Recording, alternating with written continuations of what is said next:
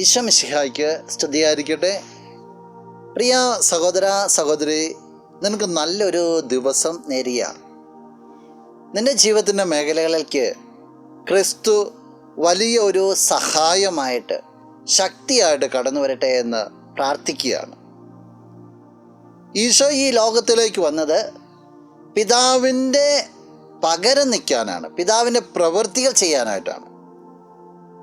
പക്ഷേ ഈശോ ഈ ലോകത്തിലേക്ക് വന്നിട്ട് ദൈവജനം എന്ന് പറയുന്നത് അവർക്ക്, യഹൂദർക്ക് ഈശോയെ മനസ്സിലാക്കുവാനായിട്ട് സാധിക്കാത്ത ഒരു അവസ്ഥയാണ്. അതുകൊണ്ടാണ് പലപ്പോഴും അവർ തർക്കത്തിൽ ഏർപ്പെടുക. ഈശോ അവരോട് പലപ്പോഴും തർക്കത്തിനിടക്ക് പറയുക, എന്നെ പിതാവാണ് അയച്ചതെന്നും പിതാവുമായിട്ടുള്ള ബന്ധത്തെക്കുറിച്ചൊക്കെ ഈശോ പറയുക. വചനം ഇപ്രകാരം പറയുന്നു. വിശുദ്ധ യോഹന്നാൻ അറിയിച്ച സുവിശേഷം 10-ാം അധ്യായം 37-ാം തിരുവചനം. ഞാൻ എൻ്റെ പിതാവിൻ്റെ പ്രവൃത്തികൾ ചെയ്യുന്നില്ലെങ്കിൽ നിങ്ങൾ എന്നെ വിശ്വസിക്കേണ്ട. ഈശോ യഹൂദരോട് പറയുകയാണ്, ഞാൻ എൻ്റെ പിതാവിൻ്റെ പ്രവൃത്തികൾ ചെയ്യുന്നില്ലെങ്കിൽ, ഞാൻ എൻ്റെ പിതാവിന് എതിരായിട്ട് നിൽക്കുകയാണ്, അല്ലെങ്കിൽ അനുസരണക്കേട് കാണിക്കുന്നുണ്ടെങ്കിൽ നിങ്ങൾ എന്നെ വിശ്വസിക്കേണ്ട കാര്യമില്ല. ഇല്ലെങ്കിൽ നിങ്ങൾ എന്നിൽ വിശ്വസിക്കണം എന്നുള്ളതാണ്. എന്ന് വെച്ചാൽ ഈശോയ്ക്ക് 100% ഉറപ്പാണ് പിതാവിൻ്റെ പ്രവൃത്തികൾ ചെയ്യുക, പിതാവിന് വേണ്ടി തന്നെ ഈ ലോകത്തിലേക്ക് വന്നതെന്ന്. എന്നിട്ടും ഈശോ അവിശ്വസിപ്പിക്കപ്പെട്ടു, ഈശോ ശിക്ഷിക്കപ്പെട്ടു. പ്രിയ സഹോദര സഹോദരി, നീ കൊള്ളേണ്ടത് നിൻ്റെ ദൈവത്തിന് വേണ്ടിയാണ്.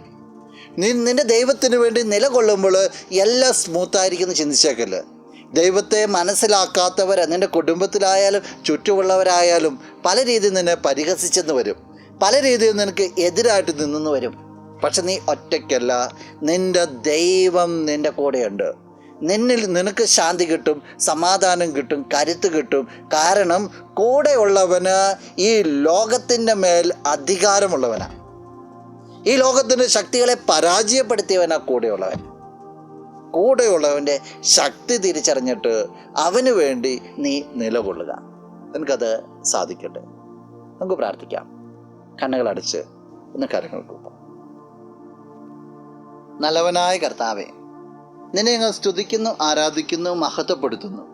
ഈശോയെ, നിന്നെ യഥാർത്ഥത്തിൽ തിരിച്ചറിയുവാനായിട്ട്, നിൻ്റെ വാക്കുകൾക്ക് ജീവൻ കൊടുക്കുവാനായിട്ട് ഈ വ്യക്തിയെ നീ അനുഗ്രഹിക്കണമേ. എല്ലാവിധ നന്മകളും സമയാസമയങ്ങൾ ഈ വ്യക്തിക്ക് നീ നൽകണമേ.